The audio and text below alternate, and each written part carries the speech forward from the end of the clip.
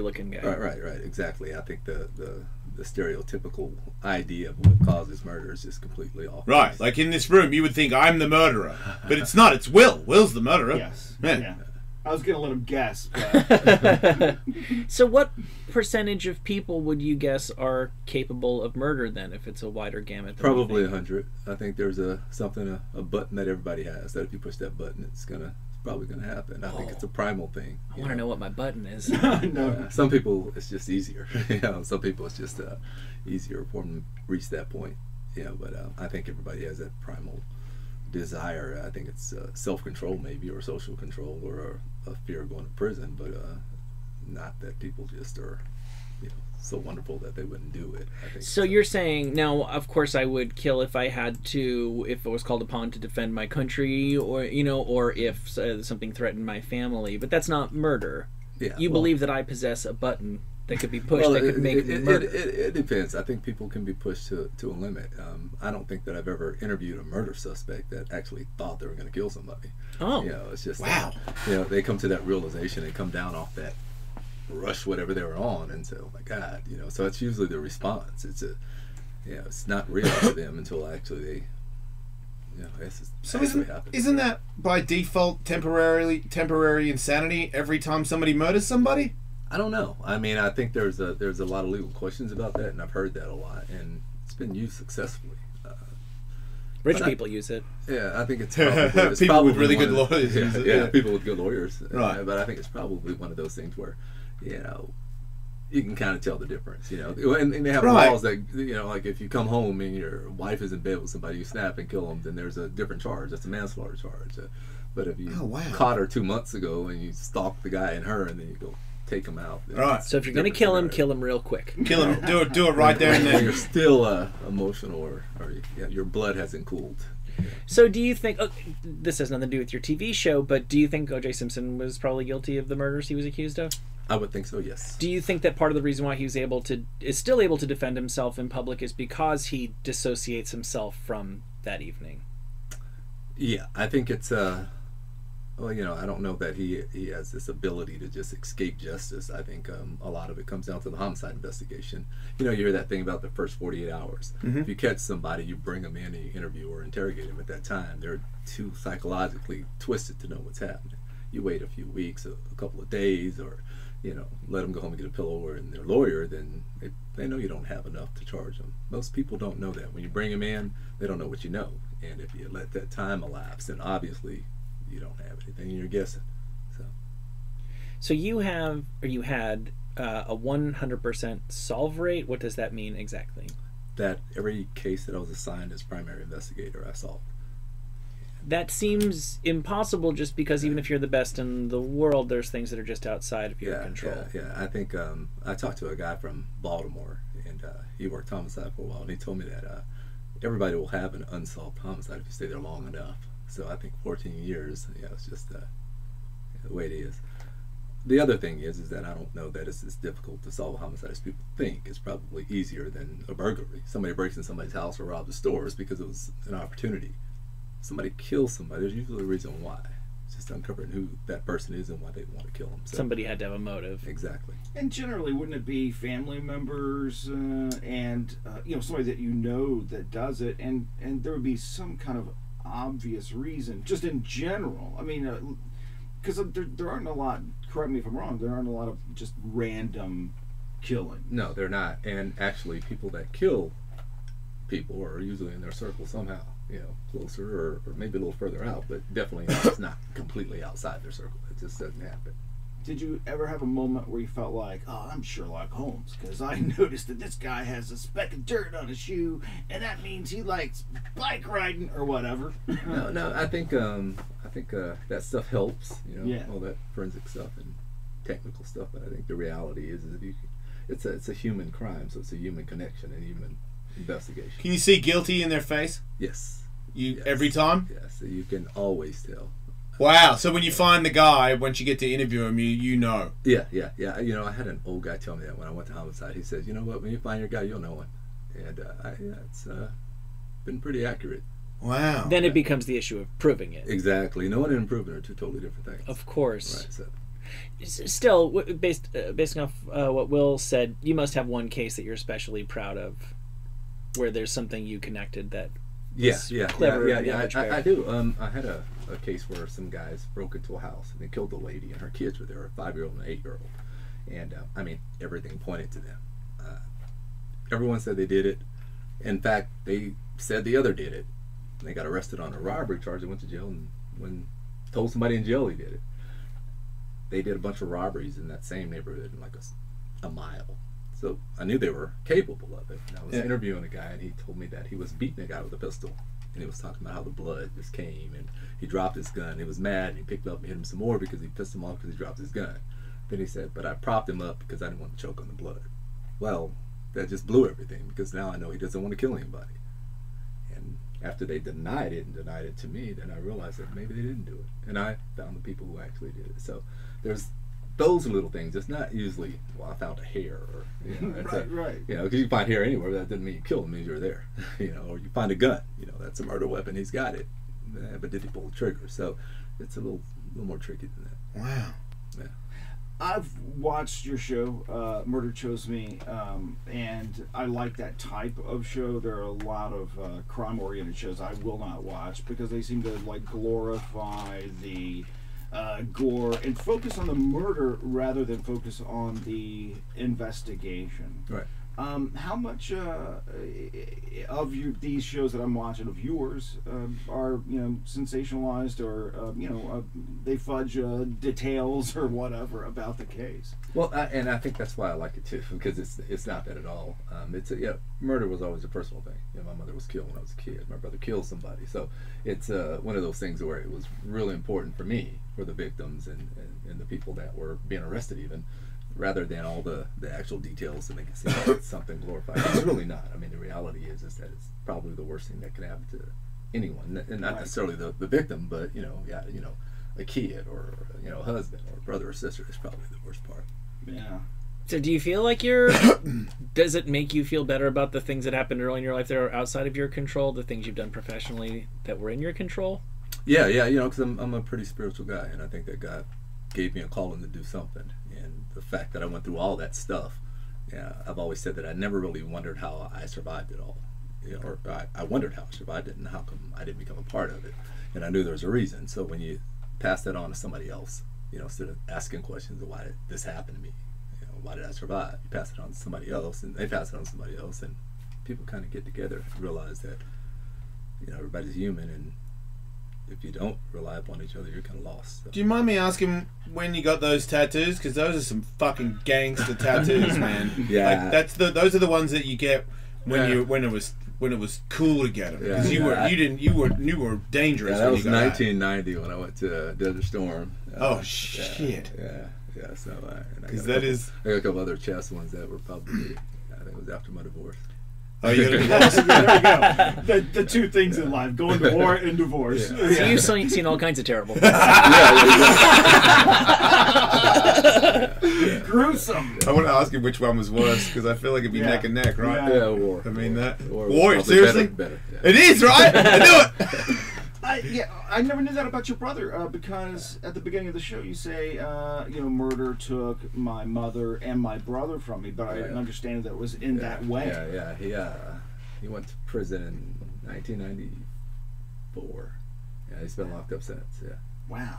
Are you in contact with him? Yeah. It was probably 15 years though before I talked to him again. I mean, after he did it, I kind of went my way. And he went to jail, and it kind of sucked because it was just me and him in the beginning, and after he went to prison, it was just me, and I was kind of pissed at it. But I guess I got older and matured, and so you guys are cool. Yeah, we talk frequently now. Does he get out? Is he gonna get out? Yeah, you know what? Actually, he's eligible in like 3 years. Wow. Yeah. So. After all that time. Yeah. And is he, from talking to him, do you think he's a changed man, or do you think he's a far more dangerous man? Yeah, that's the thing. He was always a smart kid, always a good kid, but he had that possibility, and I don't know that he was a different person when he did it. I just think that he did a different thing. It's like you can't really define somebody by what they do. It's who they are. I mean, I certainly don't think that he should have been ever excused for it because of whatever reason. Yeah. But I couldn't totally dismiss the fact that he was actually my brother. So that was the thing that I always had trouble grappling with. Well, right. Well, I guess what I think you're saying is if you believe that just about everybody is capable of doing something like this, that when you do something wrong, you pay the price for it. But since everybody's capable of it, we all have that stain on us. Think of it sort of religiously, Right. and your life can't be defined by this thing that I don't want to say could have happened to any of us, because that's not accurate. But you know what I mean. Yeah, life is 100% redemption. And, you know, it didn't have to come from society. I mean, it can be within yourself or somebody that's pretty close to you. So, yeah, I don't know that we can say that about anybody, except for cases we're talking about, like child molesters. That's just not acceptable. Did you catch any girl murderers? I did, and they're gangster. Yeah? Yeah, theirs are always pretty gory, and they're so emotion-filled and so passion-filled, you know. Is it easier to catch them because they're emotion-filled? That's exactly why it's easier to catch them. Because they made the mistakes in the passion. Yeah, you know, for most males, not all, but for most males, it's kind of business-like. You know, they shoot somebody and that's it. You know. Wow. You know, most female murderers, when they do shoot somebody or stab somebody, it's just like overkill. You know, it's just this passionate thing. Making sure they're dead. Right.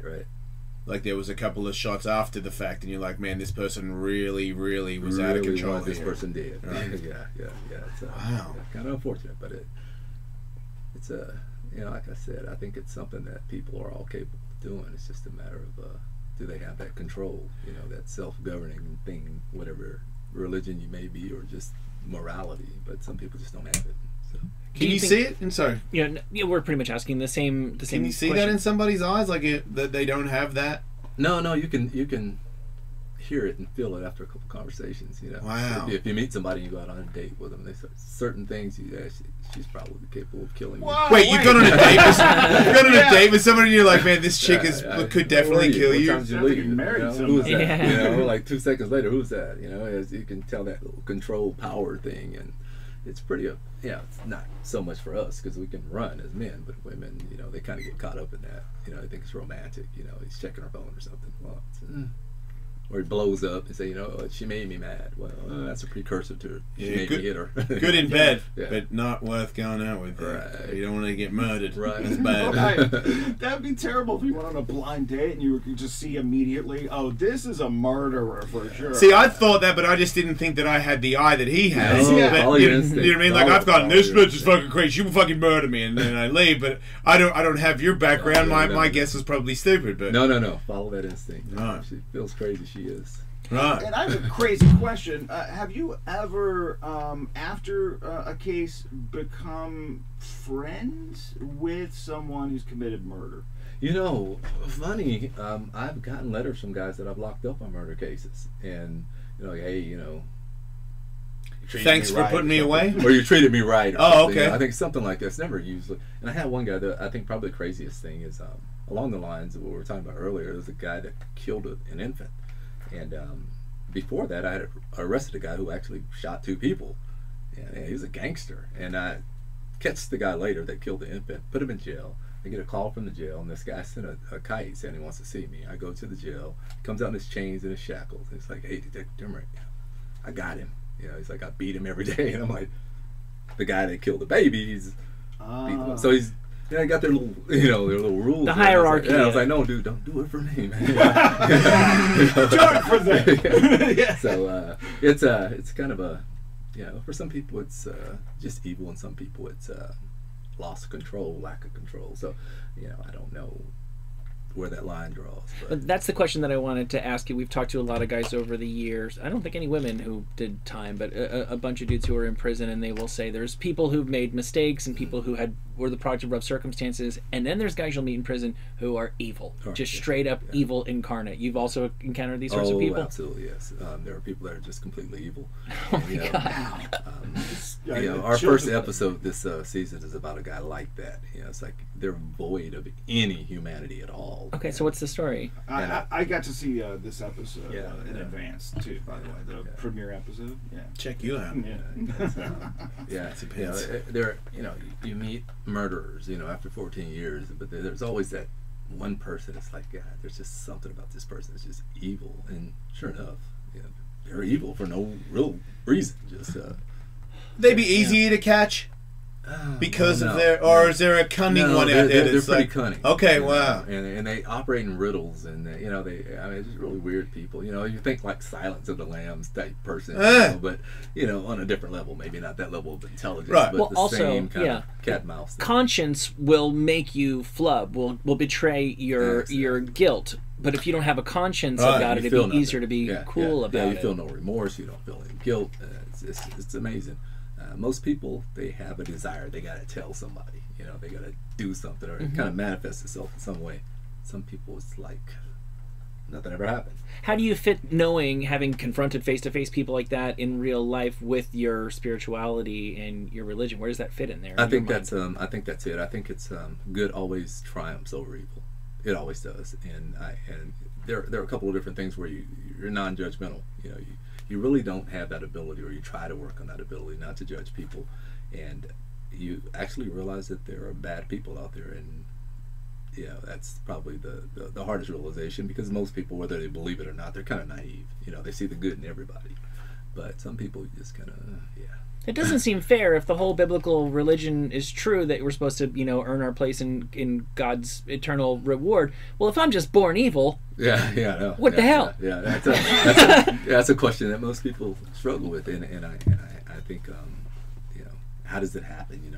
How do you get good people? How do you get bad people? I don't know, but it seems pretty obvious it happens. Yeah, there's that movie. I never have had the guts to watch it. What is it? We Need to Talk About Kevin, where it's just the mom just raising a kid, and she's like, "This kid's. It's not a horror movie. It's played kind of straight." And she's like, "This is a fucking bad kid. My kid's bad. He's gonna do something bad." And then he does. And then he does something really bad. The end. Why do I feel like I've seen it now? But now, for some weird reason, I'm going to torture myself and watch that. By the way you pitched it, I'm so gross. I want to watch it now, because I'm like, okay, what's the real bad thing he does? Don't tell me when you do. I try not to think about it. I just read a review one time, and I was like, I don't want to. I just had a child, and I was like, this is awful. That's the... I got one other question about all the stuff we see on TV. Obviously, some of the scripted television shows are really insane with their forensic BS. But what's the most realistic detective show you've ever seen? The Wire.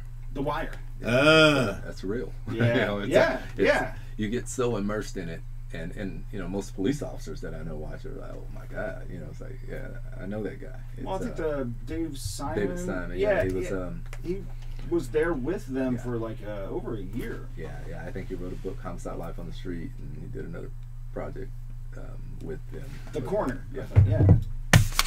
Interesting. Yeah, that's real. It's really real. Well, that's cool, because that's the TV show that I got start to finish. I remember I used to sit in the parking lot before the show and watch it in my car.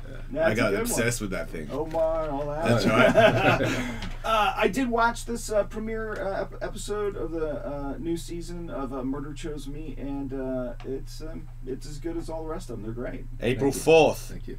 Yeah, man. Thanks for your service too. What a man. Thank you. Like solving these crimes and getting these killers off the streets. Yeah. I don't have a hat on, but my hat's off to you. Thank you. Much respect, seriously. And it looks like a good show, and I know my good friend Will over here will be scrutinizing the shit out of it, because Will missed his calling. He didn't want to be in radio; he wanted to be you. I should have been a detective. Yes, you could have. Because I definitely need him. Don't say that to him. Don't say that to him. You need a deputy. Deputize me. If you're handing out star badges. Okay, I changed my mind. Deputy Will is somebody I want on the show. Oh shit! Here comes Deputy Will.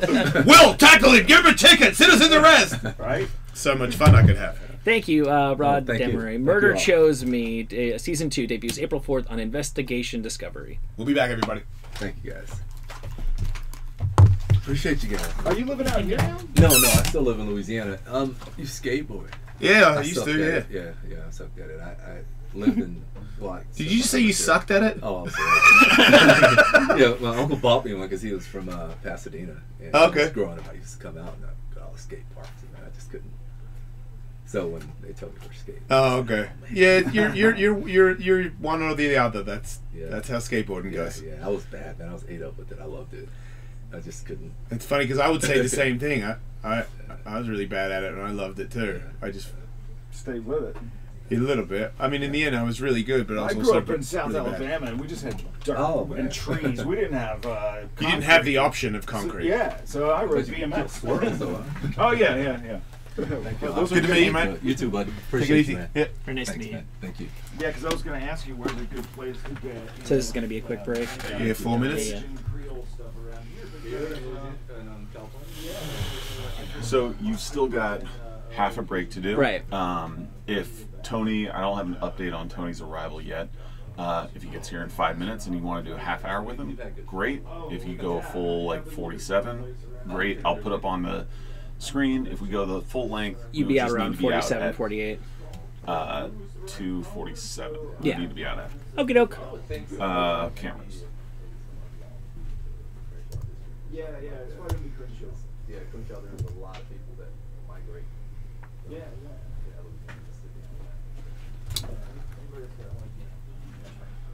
Oh, yeah. Will is so pumped. It's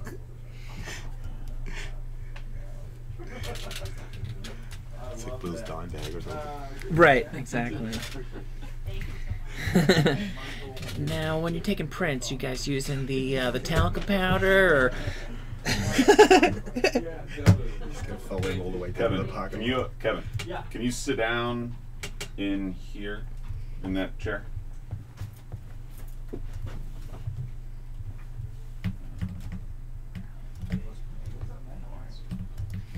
more meat I think it is. means I love you. Do you remember that? No. Oh, I thought that's what you were doing. What was it on? The Jetsons or something? It was a robot that had a hit song. It was like "Eat Map More means I love you." It was like this shitty '60s song that was. Oh wow. No. Yeah, I totally thought that's. You were just saying "Eat You know, Map I More." I should now go along with that when I hear it. The lighter one. Oh, what? Yeah, I was like, no, I got mine, bro. Oh, they have like a dummy one? No sound or something like that. That's not a bad idea in case you like put it down, some each other run off with it or something. No, I'm sure. Yeah, I wouldn't try and take your one from you. Before you step in, can we get you anything to drink, water, coffee, I'm good. anything? Okay. Just let me know if you need anything. Absolutely. Come on in, mate. Appreciate it, man. Thanks Yeah. for having me, guys. So you see where. I hear this is one of the best ones in the nation. What's that? Sirius Radio, right? Yep. Right.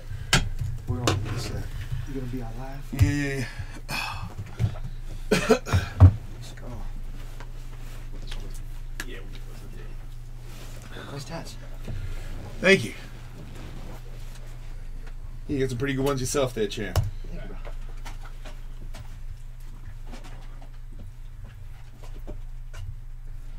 bro. Man.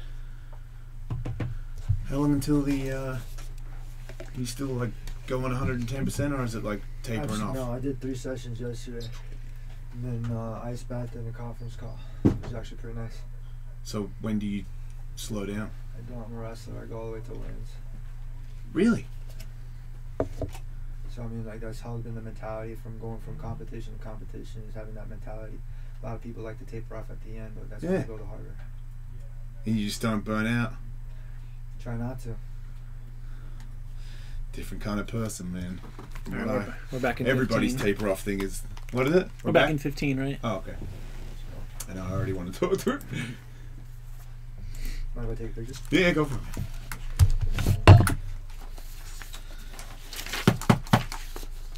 What's the name of the show? Huh? What's the name of the show?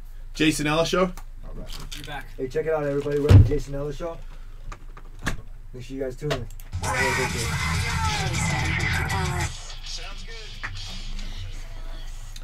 Yes, we're back in the studio, ladies and gentlemen, with the champ. Tony Ferguson is in my studio. He's here. We've got him. And I've been watching a lot of tape lately. Been scrutinizing this guy. I've been scrutinizing his opponent. And I've been scrutinizing this other opponent. Because it's really, there's 3 people in the mix here that we're talking about. Let's go. And we're doing we did 2 hours yesterday and 2 hours the other day. And I'm just watching you guys. And I don't know you personally, but I know everyone's... You know, you're training. You just told me right before the show started that you are not tapering down. You train all the way until the weigh-in. Absolutely. That is not what anybody else does as far as I know. Well, I mean, look, when you're cutting weight, right? Yep. You lose strength. Yes. Well, I like to cut weight and then gain strength. And you achieve that by just doing the same thing that I've been doing. You're eating right, taking all the bad stuff. So if you have a clean diet, right? I mean, ultimate reality, you want to surround yourself around good stuff. Yeah. So you have the good supplements, you put in good liquids in you put in good greens. I mean, Can you pull that microphone up a little bit more so we can hear you better? so you can't hear me now? Yeah. Perfect. All right, perfect. So when you have a clean diet and you're able to cut weight at a normal rate, I had surgery in December. You had surgery? Yeah, I had surgery in December on what? my elbow, actually. Okay. I actually had them sharpened. Yeah. I would not say that if I was you, but people begin to watch you Saturday, they might check out your elbows. No, it's perfect. And honestly, they could check them out. But that's where, if you've seen any of my YouTube videos or any of my other videos, they see me hitting metal poles, and I'm kicking not just steel. I stopped kicking the steel poles because my shin conditioning is really good. I take it like an essence where, like a lot of like the traditional Muay Thai fighters, when they go and they really test the battle of the bones and the bone densities, Right. and you take care of them. Little small fractures like that, and you let the time heal and everything. But that's where in my Edson Barbosa fight and the Josh Thompson fight, you see these guys get cut up, and like in the one fight I had in the Ultimate Fighter, I had a bursa, and it was huge. Yeah. So instead of that, I started conditioning my elbows, and conditioning my hands, and conditioning everything as a part of like my body, so it became just one with myself. And that was your idea of conditioning, that was to start hitting some metal stuff. Well, wood was not there, so I had to like kind of think of the next thing, which was a pole. And you can do things like that safe. And a lot of people, they don't think they'll be knuckleheads and they'll start bashing themselves, but there's a way that you can condition yourself. So when you take an approach to it, and you've been doing it for a long time, and not just Because you must have done it the wrong way first, right? No, Because never. the safe way to hit metal. Please explain this to me. As a guy that trains, I want to know how to hit metal and make my bone density better, but not be hurt. I guess more than anything else, you can get hurt, but it's a mental toughness, and that's something I see with Khabib. He's mentally weak. Wow. You see him as a mentally weak guy. At UFC 209, I saw right into him, and I looked at him, and I looked in his eyes, and I told him, he was like, take off your glasses. And I don't need to take off my glasses to look through your ass. Right, because I saw that he wanted you to, that's your thing, you have the glasses on, you don't need to. No, like, you know what I mean? I'll show you guys, but I know you that didn't it show gets to him. No, but I know it gets to him. Right. Because you're playing a mental game from the start. Snapping into it, and that's snap jitsu. And that's what a lot of fighters, and that never wrestled, they never been in line with that next wrestler where they're trying to mentally psych you out.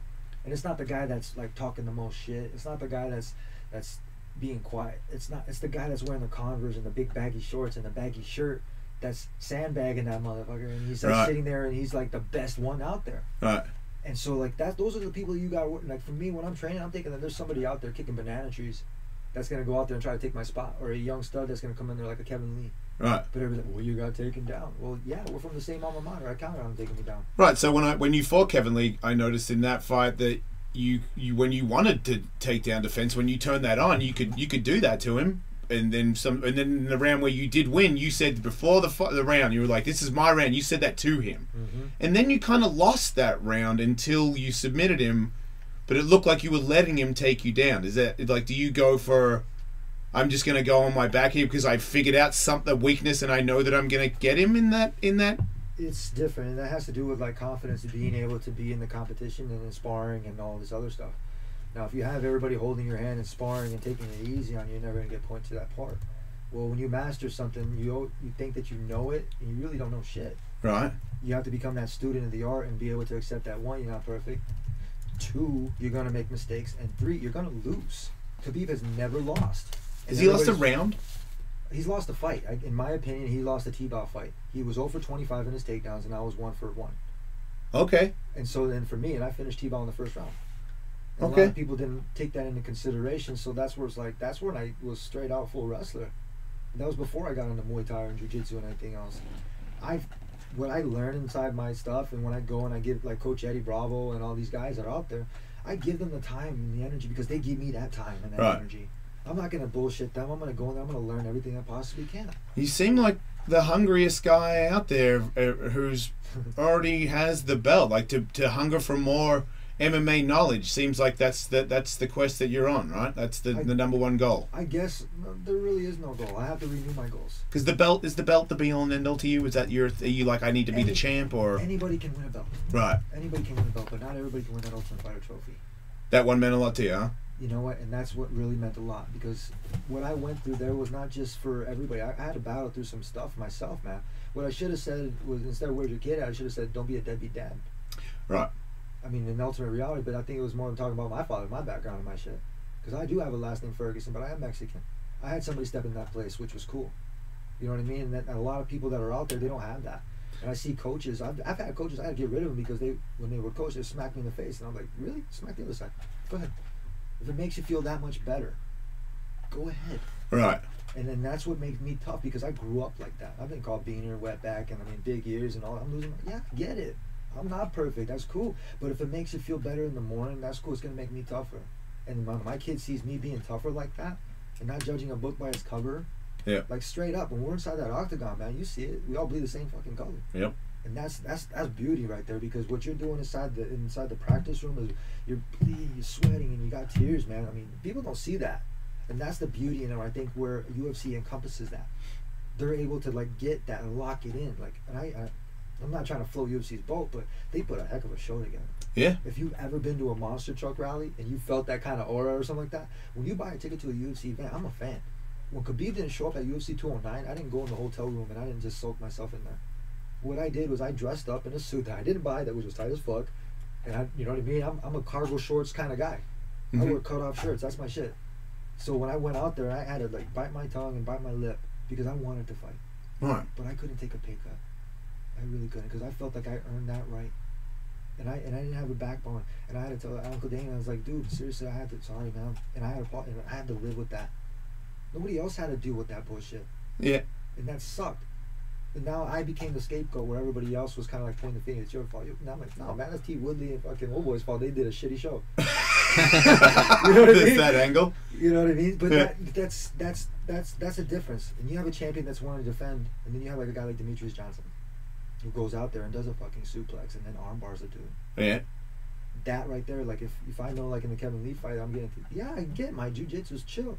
If you're gonna pass me, yeah, it's a plan, dude. I got it. Why? Because we do that. It was in the practice room. You give it your all in the practice room. Right. So isn't the question that Khabib is the guy that does? He's the takedown guy, and he tries to hold people down and pound them out. Well, you sit there looking for that submission. That's what everyone's argument is. Like, if you wait, what if he defends every submission for 5 rounds? That's like. I think about him as a fullback, and I'm a cornerback. The first time I ran a ball, like when I played football, like we were 26-1. We won state. So like you got to learn and be able to tell about the linemen whether they're gonna be play action, run, or pass. Now when you have a fullback running through there, you're gonna be able to hit him straight on. Yeah, for sure. I'm gonna take him down. Yeah. And I always embrace it. And if he wants to close that distance, oh, trust me, we're gonna close that distance. And I'm gonna suplex his ass for a 5-point move. I'm a 2-time All-American, 3-time All-State. I'm a state champ and a national champ. And you don't think his wrestling is really good too, though? His wrestling is great, but it's not wrestling. What is it? It's sambo. Okay. You don't. He's got weak ankles. In a sambo, you really don't have any leg locks. Oh. So. And you guys, I train at 10th Planet. Everybody, there's all these young people in there doing these things with people's legs where I go, yeah, you just keep that fucking dude away from me and we'll be okay. Because I'm over here like with my blue belt doing some arm bars, and you keep that little fucking dude over the stretchy pants pulling on people's toes. You have that kind of traditional style and you play it like that, and then you're going to play traditional style. Yeah. Yeah, I've wore gi pants and I was like, what the heck, dude? Like people grabbing on my shit. I'm like, that's a different kind of art. Right. And that's where you have to accept that, like, yeah, every art has its own good and bad, not bad points, it's good points. See, that's what I was trying to tell everybody. I think this fight is the biggest fight in the history of MMA, because I feel like all 3 of you have reached your own thing. You've made yourself like, I don't want to, it's like the video game where there's people that they're a fighter that they don't look like anybody else. There's nothing that they do that's anybody else's shit. You're your own thing. You've made your own. I'll say weird because I don't fucking understand it, but when I'm watching, it's people say cringe, but I'm like, what's cringe? It's to grasp and to clinch. And I say lunatic fringe, but it's lunatic cringe. See, he hangs out with Eddie Bravo way too much. That's that whole. I'm not going to put any. You know what the thing is, though? You guys are very creative in your minds. No. Let me say that. Even before I met Coach Eddie. Yes. Even before I met Coach Eddie and many of my other coaches, I had coaches that beforehand that would bring in world champ baseball players. Okay. Wearing multiple rings. And these dudes would be huge, and I'm a skinny little Mexican dude. I get it, which is cool. And I would sit there and I would ask these guys questions, and I would be like, "Well, how did you get there?" Well, right. I'd goal set, and right. they would tell me I would goal set, and if I couldn't get to that next goal with the person I was with, I had to either make the choice to move on with my life and do whatever, or I had to get to that next step by getting that coaching and finding that. Not a lot of people have that coaching. I got people that are hitting me up. I guarantee you there's somebody in the jungle kicking down trees, like I'm saying, that doesn't have that opportunity, but they're going to get recognized. And I tell them, stay in that gym. Go find a pair of gloves. When I started, I didn't have a pair of gloves. I had to go in that used pair of glove pile, the lost and found, and ask the dudes if I could use it. Right. Somebody looked at me and they were like, dude, you got potential, kid. Right. And I was like, that's fucking rad. Yeah. And so for me to be able to do what I do, and no matter how, like, I don't try to inspire anybody outside of what I do, and like support my family, like straight up. And once you start trying to make everybody else happy, I think that's when you start losing focus of what's really important. I don't carry this belt around because I don't want it to become tarnished. It stays nice and pretty in its case, so that way when I do bring it around, you guys get to see it. I know you guys get to see a lot of these, but it's cool for me because that gets, when I see people that kind of walk around, they're like, oh look, check it out. That's fun. That's what the UFC is about. That's what, when they encompass it, when you see before the fight, when they get to see like the workouts and they see the animosity or whatever the storyline, and you get into it. That's the best part of it, because in sports, when you make the grade to play, you don't use these. Right. No, the best thing about it, I mean, the last fight you had, just the amount of shit talking when you're right up and close to somebody, like you in between rounds, you're like, I am, and he's like, I am. I'm like, man, I've only had 2 fights in my life, but in between rounds, I wasn't fucking yelling anything at anybody. I was like, fuck! I mean, like, for me to yell at word would be like, that's a bad move. Like, why don't I do some burpees while I'm at it? Like, I need that oxygen. He's fucking like, blah, blah, blah, blah, blah, blah, blah, blah, blah, blah. And I'm like, man, the cardio. That's the thing, though. And that's where an athlete, where you got the true passion. Yeah. When you got that passion inside there and you feel it, you've been in jiu-jitsu, as you say, you're a blue belt, right? But how great was it when you got your next belt? Oh, I'm still a blue belt, but I didn't know I was going to get into blue belt. It was Christmas. Awesome. It was fucking Christmas. So when you're looking at your opponent, right, and you're like, yeah, and he's a purple belt. Yeah. Oh no, this happened. You know what where I tap people and he's like, oh, I'm a brown belt. I'm like, yes. And that makes you what, amped up? To myself. Well, you get amped up. Yeah. And when you get amped up like that, what you gonna just, you can hold it in or you can let it out like a Kamehameha and just like absolutely just And you see Khabib talk the same way, like he's like, give up, I do this, you know. Yeah. Well, I see that same thing, but I beat him mentally, and I used to do that on the mat and off the mat, just making sure that these dudes knew exactly how tough I was. Hey. Like, and when you can do that on the mat and really get into somebody's head and really tell them that, like, you know, and have that groove and go out there and salsa dance in front of RDA in Mexico and do that spin move without even throwing any punches, you're feeling the groove, and you're gonna, man, that's like a basketball player doing his thing and no look passes. Yeah. You just feeling the game. I see you looking for that as soon as you start. As soon as the bell goes, I see you looking to get into that thing where you're just completely relaxed and not. It's a zone you've got going there. It's not even just a zone. It's how you practice and how you prepare. Because you do a different thing than everybody. I know everybody keeps harping on it, but you do other stuff that nobody else does. I'm not sure what this is, I don't do but anything different. You don't? No. You don't make up your own gym tool equipment and. I have before because I broke in my arm, and I had to find a different way for like an old trainer that couldn't hold mitts anymore. That his elbows were all messed up. Yeah. So what you try to do is you try to make it work. Yeah. And you're not going to look for something better. That's why. You're going to use your resources. You're going to be chill with it.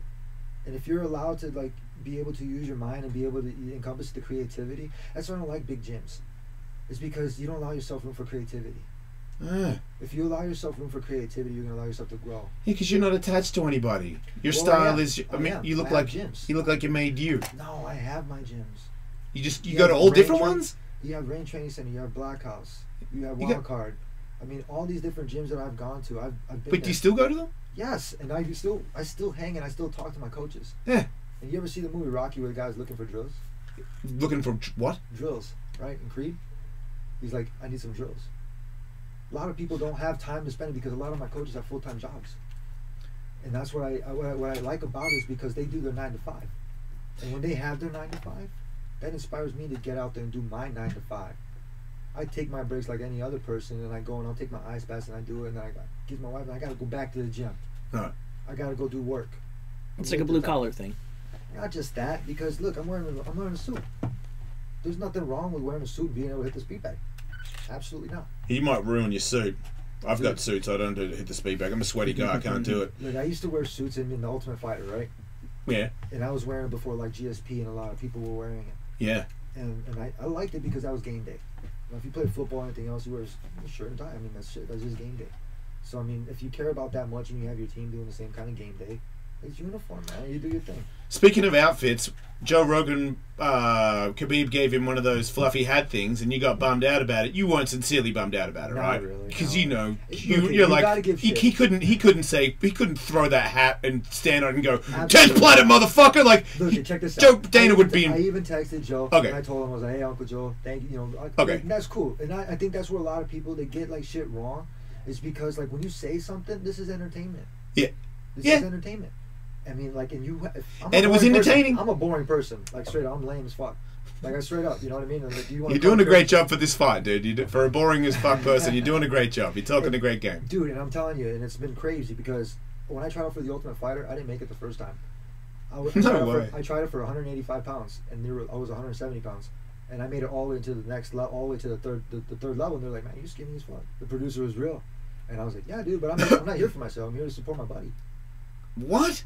You tried a couple times, right? I tried the second time and it didn't work, and I tried the third time and it was chill because it was my weight class. But then I had a great a person that really managed and really did some cool stuff for me, man. And Like what? What do you mean? He put like a highlight film for me. Oh, okay. And I couldn't do that. I wasn't worried about the websites and all this stuff. Yeah. I surrounded myself around the gym doing what I knew. That's the bit that you should have been working on anyway. You can't paddle alone. If you're good on social media, that doesn't help you win fights. No, and the one thing that I've really taken instances where I've been blessed with being able to be around a lot of military people. Huh. And so the one thing that they always say is make your bed first. And then each task after that will get easier and easier. It's giving you a work ethic, right? Work ethic. Because you do have an insane one. That's funny. I keep hearing that very thing, make your bed first. I feel like that's sort of it's not a new idea, but it's been in the air a lot recently in my life anyway. It's been super chill. I mean, not even just that. I mean, like really when you make your food at night, do you have somebody doing meal prep or are you making it? Now, that's a difference because when you see yourself making the food, you're burning calories. And you're doing other things like that. And that's where the effort comes in. And a lot of people, they want a lot of stuff handed to them. And so for me, I've had it both back and forth, like where I've had it handed to me and not. Mm-hmm. But there's no difference in it. It's every person's for their own mindset, right? I mean, but that's where it's like I've stayed lean. I stayed flexible. I work hard. Somebody probably working hard with me. Khabib might have worked harder for me than this fight. But you can think that. I can think that. But you can not think that he is mentally sound. I'm thinking he's 6'10". Okay. 450 pounds. And I'm preparing for a guy that's 450 pounds, 6'10". Right. So if I'm preparing for a guy like that, you think some dude that's what's his record say? 150 pounds, 70 inches with a leg reach of 40. You know what I mean? Then that when I get inside that octagon, I'm looking at him like he's not the image that I created in my head. So you get this guy and you take this and you give a shit about the kind of thing or are you just cool. Like whatever? It's cool. I like to use the analogy that you use the game genie. A lot of people have been blessed with be able to get the gap. Yeah. Okay, yeah, I have to get the gap in an intellectual. If people don't get it, it becomes cringe. Well, it's too far over their head. I get it. Now with Connor, he's able to sell it. Now that's what I say the game genie because now he's got all those tokens. Yeah. What are you going to do with it? You're going to try to go back to the game and play it again without the game genie? It's not the same. You don't think he's coming back? Is that what you think? I think he could. I see the true athlete in him. Yeah, me too. I feel like he's a passionate MMA guy. I see him doing the MMA thing and he's missing it. But that's where when I met him, I shook his hand and we took a picture. You have one person shaking the hand and they usually point. Yeah. Something like that. We both had our hands up. We both had our dukes up. Yeah. And that's where it's like I knew that he was an athlete. And that's where when somebody asked me, who's your favorite five favorite fighters? And I was like, Conor McGregor, Khabib Nurmagomedov, Brock Lesnar, Anderson Silva, and I forget who the last one was. But I had to use that analogy because these guys are doing something great. They're encouraging other people to do great things. Yep. And at the end of the day, literally, I mean, seriously, hopefully we can have a culture exchange where I bring a sombrero or a fucking baseball cap, and that's how it is. I'm all for that. All three of you are all from different worlds, and you're all amazing athletes. You know what I mean? Like everyone can have their fucking argument on who's gonna win or who they think. And every argument I've heard, I'm like, yeah, sure, sounds good, man. Because at this point, like I said, I've done. Because I'm an MMA fan as well, not just because you were coming on, but I'll go down into the wormhole, and I was hours of watching you two, and I'm like, fuck it, I'm rewinding it, and I'm like, oh, first, did you get stabbed from Kevin Lee? No. You didn't get it from that fight? No. Because immediately went and washed up. Because did that into your mind at all when he ripped the shirt off and had Joe Rogan was like, that's Steph. I'm seeing Steph right now. Steph, over to you, DC. Yeah, it's Steph. I'm seeing Steph. And I'm like, look, shit's gonna happen like that, right? He was rolling on you a lot. Pretty disgusting. Right, I agree. But I mean, like literally, what are you gonna do? I'm waving him in. Let's go, kid. Yep, I saw that. Yep, you did do that.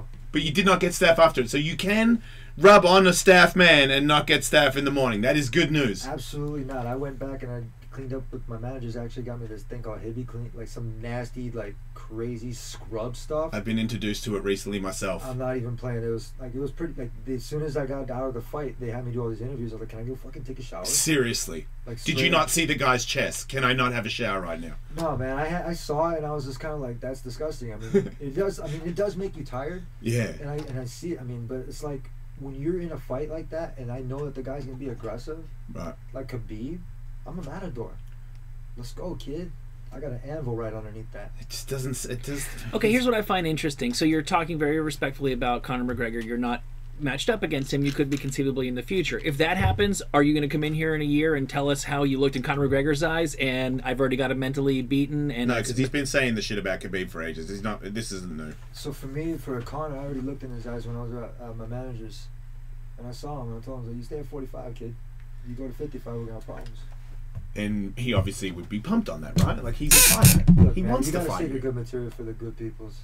So, I mean, like, a lot of people, they want to say they're cringe. Yeah, man, when I get on people's skin, I'm gonna keep getting on your skin. I'm gonna keep being whatever they think that is original, because nobody understands it. I have a high intellect when I say my stuff, and I like to be able to relate to my artsy people. Like, straight up, man. You seem like an arts kind of guy. You know what I mean? You're in jiu-jitsu. I mean, when you do jiu-jitsu, you're not just doing what they tell you. You're taking what they learn and you're trying to, like, okay, that didn't work, this didn't work, that worked, and so you're a student. Yeah. Right? Constantly. Connor's a student. Yeah. Khabib a student. Yeah.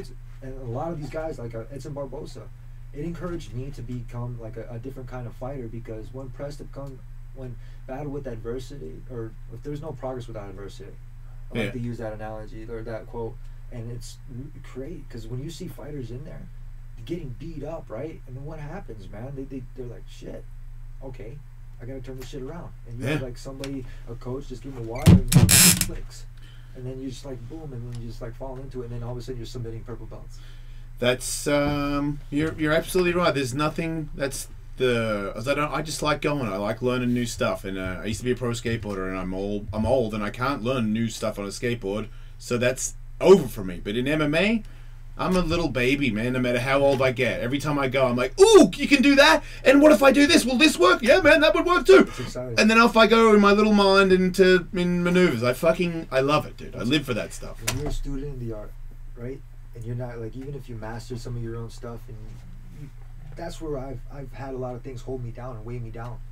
When I shed that stuff, and I started looking and like noticing what special effects and what everything else was fake and then what was real. What stuff is holding you down, you mean? Just anything in general, coaches or just training partners. You seem like you coach yourself a little bit. Like, I feel like you have coaches, but you also have to be the director. That's what you guys see. You have to call the shots every now and then. You're like, I don't believe coach is right. That's all what you guys see. I have coaches telling me what to do. I call them sir. I'll give them the time and date. I'm really respectful. I see that. And so, like, that's, for me, that's encouraging, because when my other training partners, they get to see that encourages me, because they're not just, because we're always going to have a hot shot come up and it's going to be better than you. I get it that somebody's going to be better than me in this division. Yeah. I've accepted that. There's always going to be somebody better than you. No, for a little bit though. Well, it doesn't matter. They could, look at, if you can bounce back off a loss, look at Conor lost, right? Yep. But look at, he learned how to do what? He bounced back. Yep. If you could have just let it go and then just took the money and gone. No, you bounce back. That's why he's an athlete. Khabib's never lost. The only time that he lost was in a Sambo match. That is pretty. Oh, he did lose a Sambo match. And that dude was crying his eyes out. And that's how passionate this dude is for as far as the sport goes. Because when you have that much time and an essence in a sport, you're going to give that much. And the guy had to hold him up. He had to pick him up off his knees and then pick him up and be like, you're okay, dude. Dust him off and send him out. Because to me, I mean, I've cried after losing at skateboard contest, so losing a fight, crying. I don't see no shame in that at all. No, you gave your whole fucking life to it, and it didn't work out. It's devastating. It actually shows you're kind of grounded if you can get it out right there and then, and not like 2 weeks later. No, that's what I'm saying. So when you have an athlete that does take a loss, It's like I've been taught, you take one day. Alright. You take one day, and you go back to the drawing board. You fucking figure that shit out. If you couldn't hit that kickflip, you couldn't hit that. So for me, it's a shove it, pop Yeah. shove it. Like I'm able to do that. I can't really hit too. You got many pops? others. Yeah, You got I pop pops. shovers? I got pop shovers, That's bro. real. Don't do that So- until after the fight. You roll your No, ankle. straight up, right? But I like something training new. And my boy Yeah. Jeremiah Vance, he's one of the guys that I train with, and he's a pro skateboarder from back in the day. He used to ride for Ghetto Child. Wait, who? Jeremiah Vance. Oh, okay. He used to ride for Ghetto Child, and we go longboarding and stuff, and he's cool. He's got a high intellect, and you don't realize a lot of skateboarders, man, they up here they got it together, man, because it takes a lot of balance and wit, Yeah. and timing, man. And when you have all of that, it's like, how about athlete in general, just for anybody that's ever played a sport. Now that's where it's like for me, if I've been in a cubicle, and I was like, okay, I was good at it because that's why I gave it my shit, my all. Yeah. So whatever like a person or athlete or true athlete with a human spirit is gonna be able to go in and do, and they give it their all, they're gonna be able to do whatever they want, and if as long as they give like a full effort. Because if they don't and they give a half-ass effort, you're gonna get a half-ass result. It's spoken by somebody who has given 100% and benefited from that, because that's what I felt like. I can't read it, but if I've done it and it works out, then I know for sure. And I believe that if you really are just 100% that one thing and you will not stop, it can be yours. Like you can have pretty much anything on the planet if you just dedicate yourself to You it. have to dedicate it, but that's where it's like if you fall, you get scraped up, right?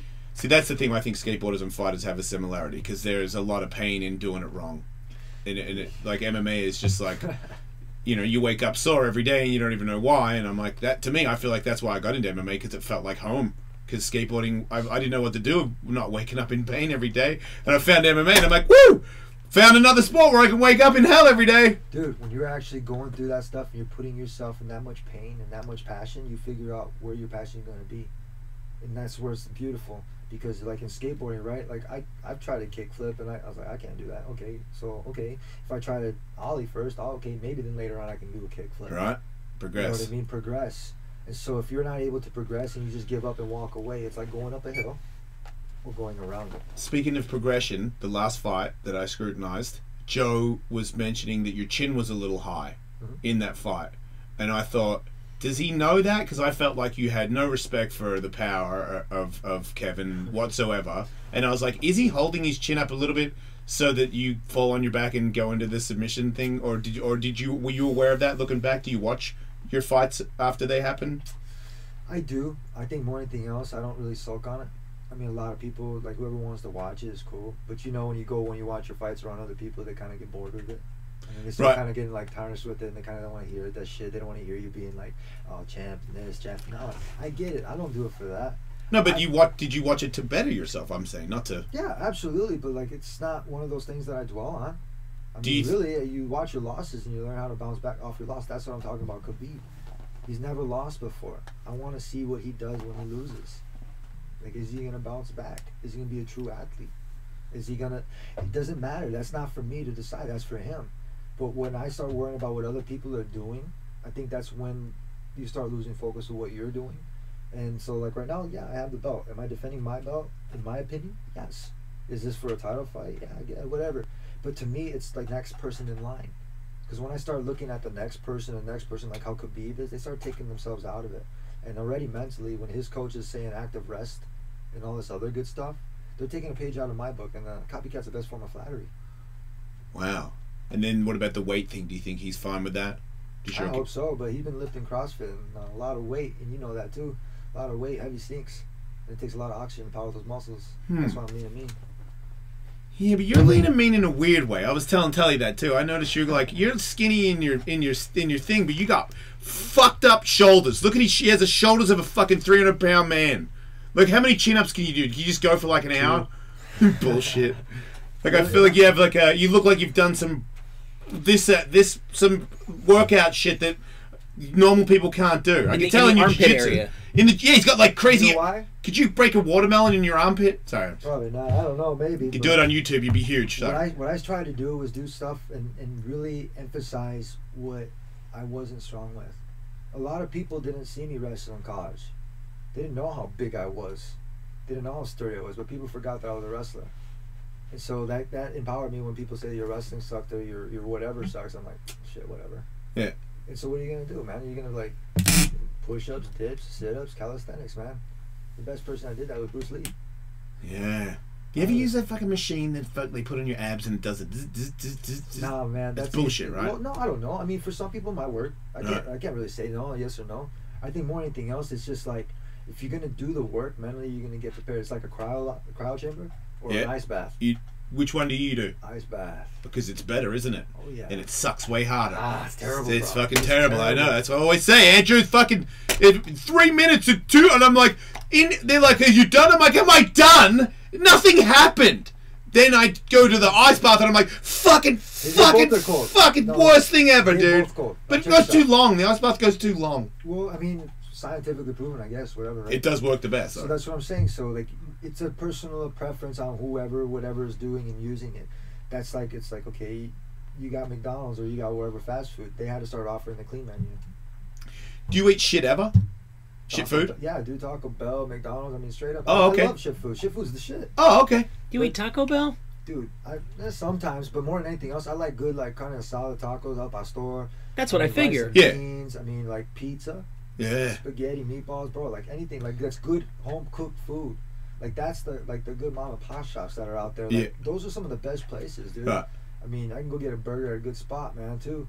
But nothing's better than being able to grill your own food and be able to like get the charcoal, do your thing, and then boom, and put on some good tunes, and then really like having compass with your people around you, and then they feel the groove, and then shit, man. Somebody busts out a skateboard in your case. In mine, it's just like being able to go and hit the speed bag and where I'm at. Right. And that's what I'm saying. So it's a different kind of mentality, and if it's cringy or whatever it is, that's fine, whatever. It seems like he's working out even when he's eating. Yeah, it sounds like you train at barbecues. I feel like I might gas out halfway through a burger at Tony Ferguson's house. I'd be like, dude, you keep going on that burger. I'm going to take a break over here. Like, you're just a fucking maniac. I don't know how you do it. What about recovery shit? You put is there anything that everybody... Vitamins? Yeah, any of that stuff? Vitamins, eat right. You do that? You do it all? No, I mean, really, vitamins, and you eat right. If you take care of your body, think about it. I mean, have you ever been injured? Yeah, I just had 2 MRIs this morning. What did the doctor say? Either you're a mess. He said you're a mess. You need to do what? Take care better of your body. Oh, yeah, but I'm not listening to him. Well, that's what I'm saying. So you have the option to either listen to not listen. I wobble and I do stunts, and I'm good with that. Yeah, but are you be able to perform at your best? Well, the reason I went there was to get what about this stem cell? I'm getting stem cell. That's why I went, because I've heard that it does it. You're not a fan of that stuff? I haven't did too much homework on it. You're young. You wait. All your things you're doing, all the things you're banging people's heads with your elbows and shit, you're going to be coming to see my guy. You're I know kicking metal. You'll be calling Joe Rogan in a couple of years. He'll be giving you the fucking... Well, come on. You got supplements. I mean, but then you have to eat right. Where do the supplements come from? They had to be grown somewhere. You're just saying... Hopefully. That's what I'm saying. So, like, you have to trust what you eat. What's better than doing all natural shit? Yeah, it's weird when you say that you only do all natural shit, but then you will eat Taco Bell. Why not? Once again, I'm gonna have to put it. I do not, but I'm gonna have to put it in the when you get to my age. Let's see how good that Taco Bell feels 15 minutes after you've eaten it. It is what it is. Right now, you're a machine. I can tell. It just goes. You could. I feel like he could eat like 2 pizzas by himself, and he wouldn't look fat. Yes. Right. No, absolutely. I can eat ice cream, get to 215 pounds, no problem. Wait, you can get to 215 pounds? I have a friend, Michael Johnson, or what was his name? The dude that used to cut from heavyweight Anthony Johnson. Anthony Johnson, yeah, who was a 170 at one point, and absolutely. Right. When you have the frame to be able to do that, you can. Well, I don't know if he eats horse meat. Yeah, that seems. When you see him and the way he looks at the weight he is now, and to know that you can see him on video in a 175, that's crazy, because he was dying. What I was saying, that cut is terrible. Right. So for me, they made me go to 55. I didn't want to go to 55. I was knocking people out 170 pounds. You would rather be there? That's where I started. My biggest goal to want to go and fight was GSP. Right. So I mean, he was the best when I started. Yeah. That was the guy. So like when you're trying to fight a guy like GSP, I mean, you're preparing for a guy that's huge, that does all the gymnastics, does all these type of exercises. So when you have a role model, right, or when you have somebody that's like that, because he seemed like he covered every angle. That dude, he did, like, seriously, man. He really did a lot of good stuff. Right. And like when you have like an athlete like me, like nobody knows, nobody asked. Like that's the thing. Is like when I had a guy like that, I was like, man, that's the guy to beat. Oh shit. Right. That's wow. I gotta work hard. Yeah, if you're a 170, you've got to be the most motivated because you pick the weight class where the champ is. That's the guy. He is the guy. That was always the one. Like, and then that's where like 155 pounds. These guys are cool. That's when I started choking them out because they got too fast. So would you go up to 170 if the cards? Why not? RDA Right. went up there. Right. I mean, you got guys that are up there 170. I mean, I could go to 185. I don't see why not. I mean, I've trained with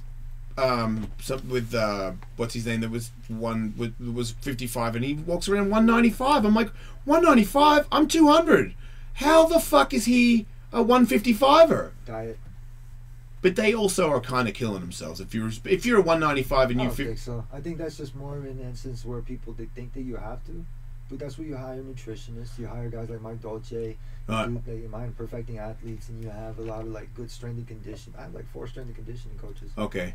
So Yeah, like, because I feel like the people do the wrestling thing is a bit of a curse where they're like, I'll just cut the weight the day before kind of thing. Like you can. That's Khabib's case. I mean that's his technique, I right? don't know. I mean, that's him. That's his camp. That's his whatever. Like I said, I can't speak for anybody else because that's how they handle it. I have good coaches. Are you not an analyzer of your opponent's coaching? Not really. Why would I want to worry about it? I'm just asking. Look, they could. I'm tap my intrigued as phone. fuck, dude. I don't know how you do They it. could tap my phones. They could listen to everything I'm talking about. At the end of the day, there's only 2 people locked inside that octagon. Do you have any secrets of your game plan of the fight? Like, there's nothing you're hiding anyway, right? Or is there? He's a turtle. I'm gonna put him on his back. I'm Casey Jones. He's a turtle, and you're gonna put him on his back. Why not? Fuck, dude. I don't. Like I said, not personal. I don't know any of you, but if you can do that, I will be very, very happy. I want you to win just because you seem like your 10th planet, and I like your style. Thank you very much. He came in. He was also a very nice guy. Which was surprising. I thought he was an asshole, and he came in and he was kind of being nice. The only thing he did do I watched this. Don't shake his hands until after the fight. He took a number 2 and didn't wash his hands afterwards. Who's that? Your opponent, poopy hands. Khabib. Yep. Cool. The guy that you're going to fight Right. next weekend Yeah. doesn't wash his hands after he takes a shit. Oh, that's disgusting. Just giving that to you. So watch out for that. Maybe Knuckles. Knuckles. Yeah, maybe pound it out when he reaches out for the after fight. Be like, hey man, good luck in your career. Hey, look. Either way, at the end of the day, whatever somebody's personal preference is, that's on them, and I'm not gonna hold it against them. I think more than anything else is to be able to, when you go inside the fight in the octagon, is to realize that we're both human. And when you realize that and we both bleed the same color, I think you look a little bit past more than anything else. So it doesn't really matter. A lot of people are germaphobes, and they're all. I was just being an asshole. I wasn't. Oh no, I didn't yeah. know. But that's what I'm saying. It's like that's where. That's what I do. No, it's Tony. cool. I'm a prick. No, but I get it. But that's where that's where a lot of people can get tarnished, and that they have the outside world what they affect, and they have to listen to what everybody's saying because that's how steering that people are. Now, once you look past it and you shed that onion, you realize that you start doing your own thing. You wouldn't have got your show if everybody didn't support you. They had to support you. You had to have that support, and that's awesome because you earned it. Everybody earned the right to get inside that octagon. Even Khabib, even myself, and even the people that are up and coming. That's what keeps us hungry. And that's where it's like, really in ultimate reality, look at these people on the undercard. At one time I was fighting on Verdum's undercard. And when we got into it, I told him the same thing. I was like, have fun fighting on my undercard. I saw that. Why was he angry at you that day? He interrupted me. But why did he interrupt you? I don't know, it's a pride thing, I guess. He seemed like a nice person. Why would he interrupt you and your... That's his problem. Because I saw that interview. He seemed like he had a problem with you from the start. That's his problem. And Yeah. you know what? And honestly, that's like I said, when I go and I do my interviews, I try to be really respectful, give people the time of day, Yeah. and then I don't interrupt. That's Yeah. rude. That's rude.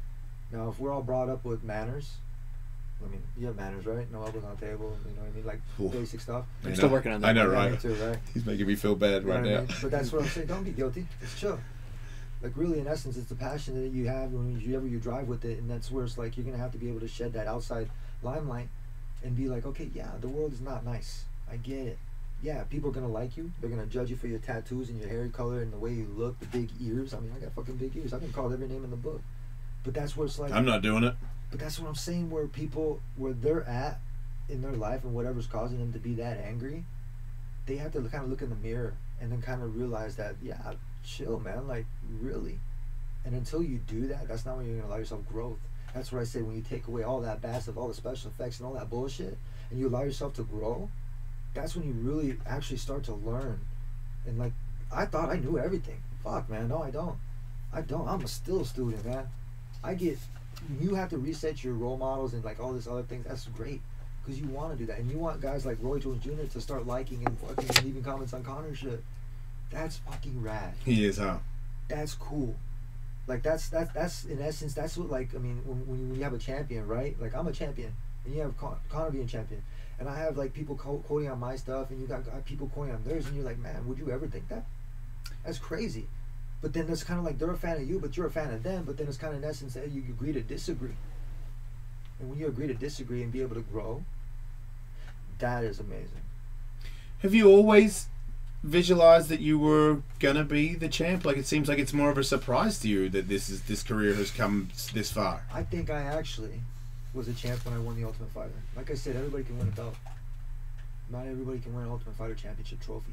Like Michael Bisping is probably one of the best examples. That dude sets the standard to be able to go and do movies. He's doing his thing. I mean, really, like Ronda didn't go in the Ultimate Fighter, but she's doing her thing. Connor didn't go in the Ultimate Fighter. He's doing his thing. When you're in the Ultimate Fighter, like you just battled, man. It's just different look. You have to fight your teammates, which sucks. You get close to people because you can't battle alone, and then all of a sudden you have to fight the dude, or the season's boring. You gotta fucking whatever. It's a crazy thing that you might have to go through, but when you get that trophy, and it's just like, man, it's beautiful.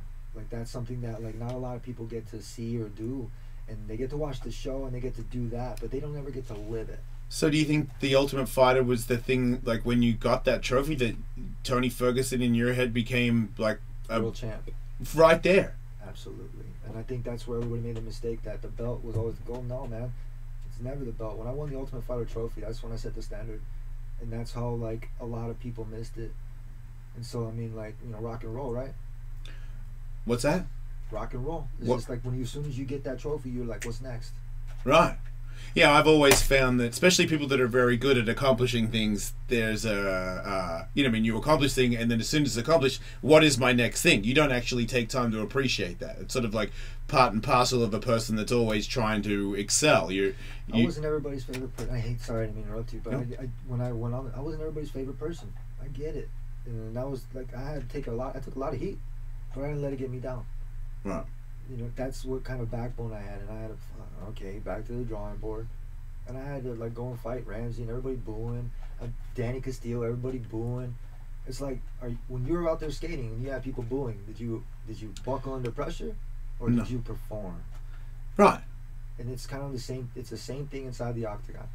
So when you look past all the bullshit through thick and thin, and you realize that everybody, we all train hard, we all do the same thing, and it's cool. Regardless if you eat shit food or not, doesn't matter what name, brand, or fucking whatever. I don't give a two fucks. When you look past all thick and thin and you're real and you can look at yourself in the mirror and fucking go forward with it, that's fucking amazing. So, can you make a specific prediction of what you think is going to happen in this fight? Oh, man. I don't know. I really don't know. I think that he's going to put a lot of forward pressure, man. He's going to close the distance. I mean, it's a given, dude. I know, right? We've been doing this shit for, how many times have we tried this? There's no secrets in this shit no more. Mm-hmm. I mean, the ultimate reality, he's hungry. Yeah. I'm hungry. I mean, really, he's got to surround himself around a lot of Olympic wrestlers. People say he's Olympic caliber. I'm like, you've never been in the Olympics. That's reality. I've never been in the Olympics. We both train underneath great people. We have a good head on our shoulders. We're being able to do what we do and represent to the fullest, whatever it is that you represent or what I represent, and be able to give it out there 150 fucking %. A lot of people forget that shit. It's a giant chapter in MMA that is about to close, because there's nobody under, there's nobody over. This is it. There's a couple people. I'm telling you, there's a lot better people, and I think new guys that are coming that we don't know about, or just like Kevin Lee. No, up and coming. Okay. And after the fight with Kevin Lee, I sent him a message. I was like, keep your head up, kid. Right, because he bawled his eyes out because he fucking gave a shit about it too. It meant a lot to him. When you be able like that, and I didn't know that, and we came from the same alma mater. So when I wrote him that message, even before, and I told him, hey, congratulations on your wedding. Before the fight.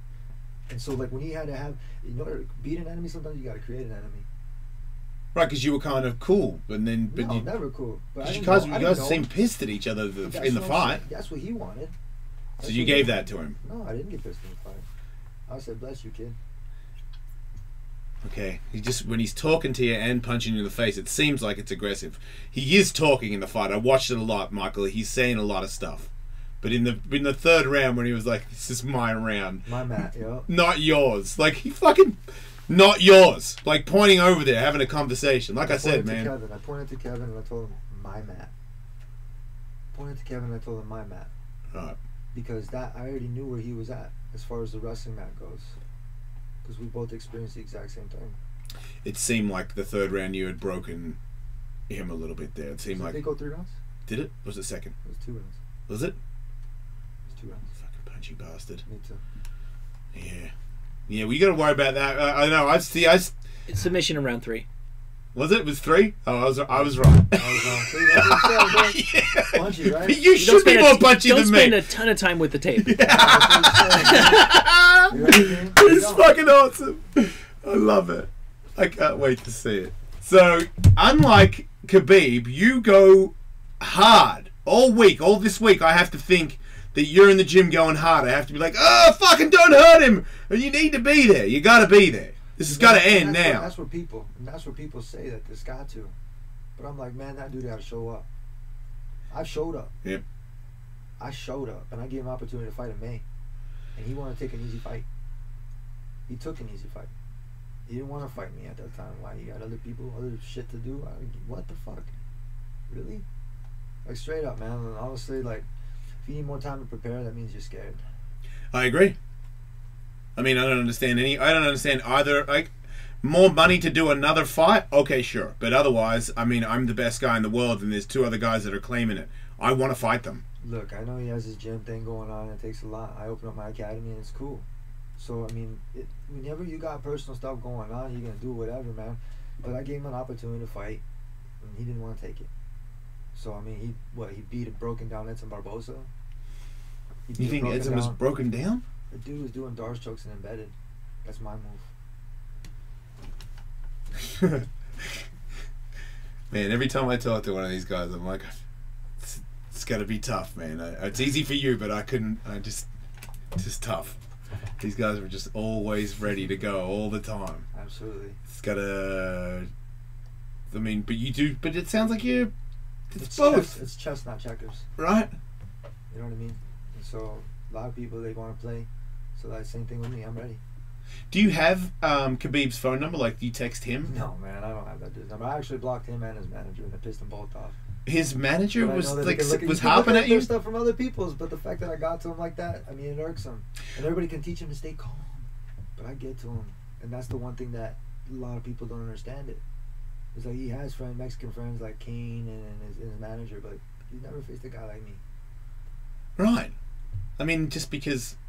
I mean, no one has, but he could say the same thing about you, though. That's what I'm saying. No one's fought anybody like him. Well, that's what I'm saying. But T-Bow, Trujillo, those 2 fights. You go back and look at those 2 stars. Now, straight up, I beat Trujillo. I choked him out, and he had a heck of a time trying to take him down and beating him up and all this other stuff. His conditioning was tested. Then you have fucking Gleason T-Bow, where he was 0 for 25 in takedowns, and I was 1 for 1, and I choked him out in the first round. It's like when you watch one of those courtroom shows, and then they put the prosecution goes, you go, oh, he is definitely guilty, and then the other guy goes, you go, he is definitely not guilty. Yeah. That's what it's like talking to you guys. Yeah, you're gonna win. I don't know. Sure. I'm just happy. I believe I said the same thing to Khabib when he was here. I didn't say that to Khabib. I didn't say that. I wouldn't lie. I want you to win, and I think he can do it. I think it's leaning towards him because he's on top and he has the wrestling defense bullshit. But I felt like you didn't even look like you were as dangerous. And just bing, bing, and fucking Kevin Lee was done. Kevin's a strong fighter. And he's a very strong fighter who has the same really good jiu-jitsu defense from the top. He's all right, but he's more blue belt level.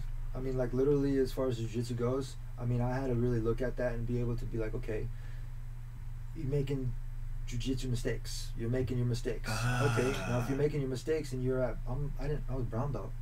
I wanted my black belt for a long time, but I didn't get it. So I mean, I had to earn that right. I had to get that mat time. Shit, we gotta go. We got to wrap. Thanks Thank for you being very on the much, show, Tony dude. Ferguson. Everybody get the fight. 23, April 7th. Follow me on my way to victory at Tony Ferguson XT on that IG and that little Twitter thingy. Don't die, everybody. We're out, right?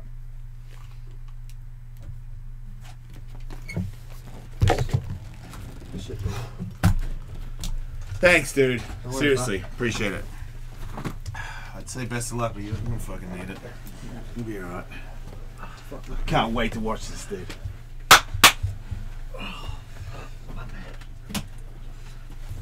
You done for the day?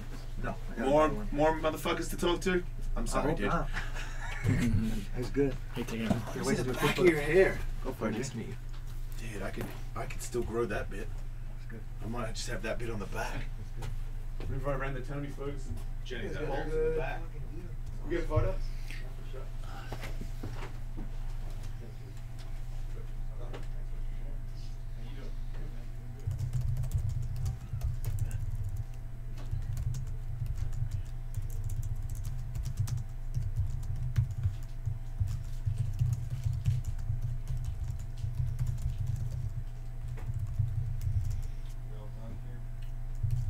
Yeah, I got 15 seconds of the bed to play.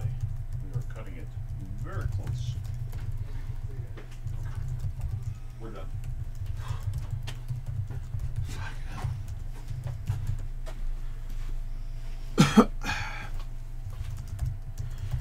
Whew.